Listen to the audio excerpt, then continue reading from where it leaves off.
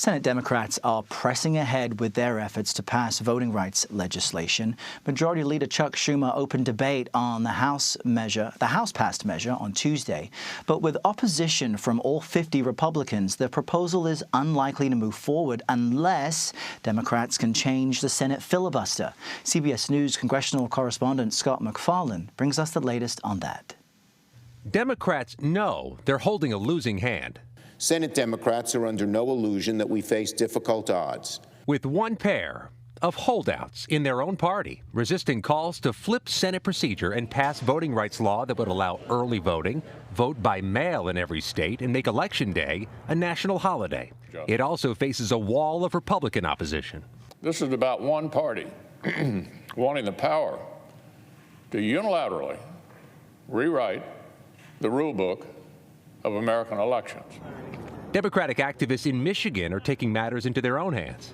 They're not securing the vote, they're suppressing the vote. Reverend Charles Williams is going door to door. He's not leading a petition drive. I say hell no. He's trying to stop one. Hell no. Michigan Republicans are gathering nearly 350,000 signatures to tighten state voter ID requirements. If enough people sign, Williams expects the state's Republican legislature will pass it into law. Sounds like you're not waiting on Washington to come in with a solution. We understand that nobody's coming to save us but us. The bills in Congress would make it more difficult for states to tighten voter ID. But Michigan Republican Lisa McClain said voters tell her that tighter restrictions, even some that could make it harder to vote, are necessary. One of the top things that they talk to me about is, what are you doing? What are you doing to ensure that our elections are fair? They stopped you on the street about that? Absolutely, sir. Absolutely.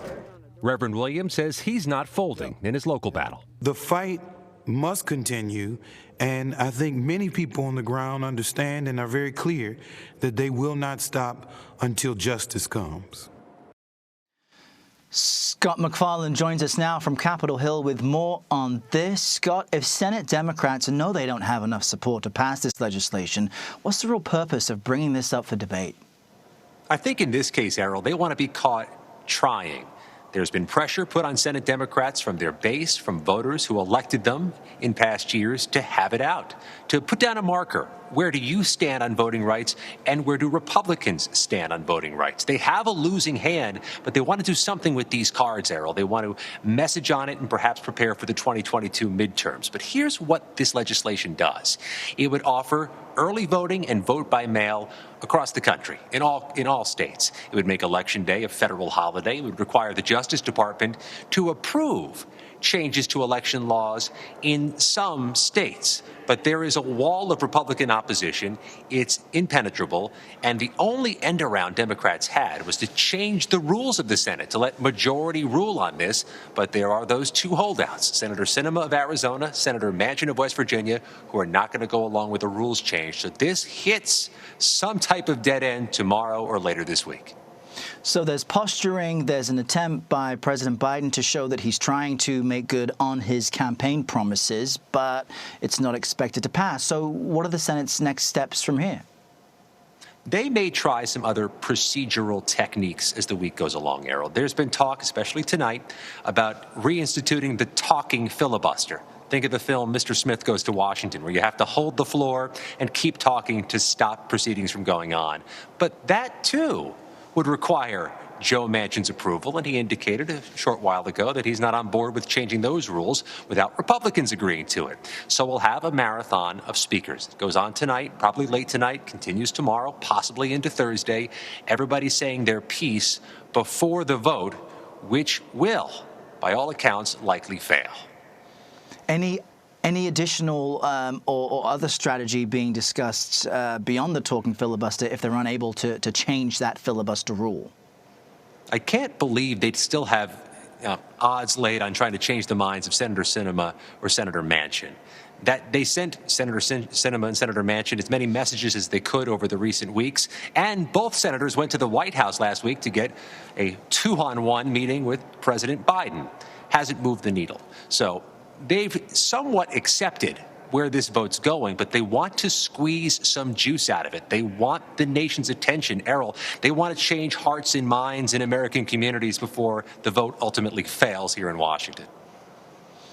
All right, let's pivot to another major issue being tackled there. New developments in the January 6th Capitol riot investigation. The House committee probing the attack has subpoenaed 4 allies of former President Trump, including Rudy Giuliani. I don't think we've seen him since his hair was melting.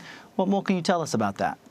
This is a provocative step by the January 6th committee. Not only is Rudy Giuliani, of course, the former mayor of New York, but important in this context, he was the former attorney for Donald Trump. And the January 6th committee has said he had the ear of Donald Trump at a pivotal time. So they've subpoenaed Rudy Giuliani and 2 others who had legal representation for either Donald Trump or the effort to overturn the 2020 election results, Sidney Powell and Jenna Ellis. The chairman of the committee, in his announcement, said those 4 who were subpoenaed advanced unsupported theories about fraud, pushed efforts to overturn the results, and were in direct contact with Donald Trump at a pivotal time. Rudy Giuliani subpoenaed, Jenna Ellis, Sidney Powell subpoenaed. But here's the thing, Errol.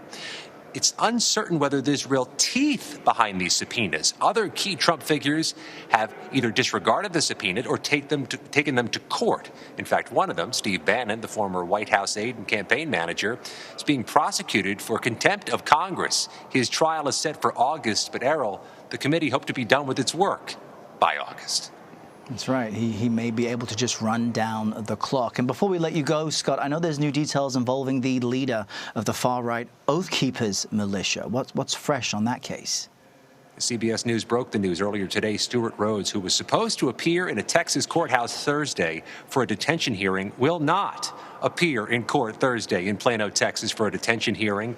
The clerk of court tells CBS News there has been a quarantine put in place for Stuart Rhodes at his pretrial detention facility. He cannot come into the courthouse right now, and they won't reschedule the hearing until they get the all clear from the jail. So Stuart Rhodes remains behind bars facing this highest level of January 6 charges, seditious conspiracy. So much new and interesting information there. Scott MacFarlane, great to chat with you. See you again soon.